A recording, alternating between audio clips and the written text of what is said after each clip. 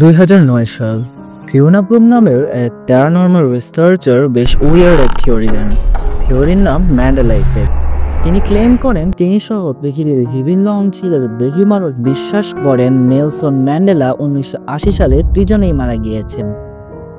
যদিও এই তথ্যটা মিথ্যা, কারণ নেলসন ম্যান্ডেলা জেল থেকে বের হয়ে দক্ষিণ আফ্রিকার প্রেসিডেন্ট হয়েছিলেন, বেঁচে ছিলেন 2013 পর্যন্ত।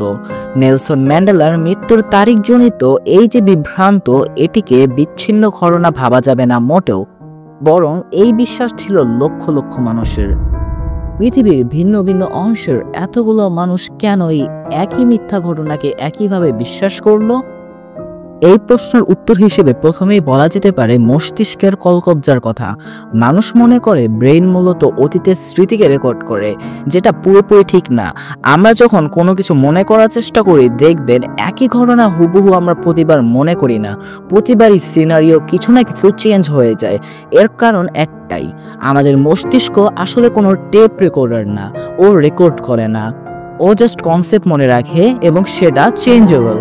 এই চেঞ্জ আবার নির্ভর করে সোশ্যাল প্রেশার, ইমোশন ও সাজেশনের উপরে। ঠিক যে কারণে ম্যান্ডেলা ইফেক্টের মতো এরকম উইয়ার্ড এক কনসেপ্টের জন্ম।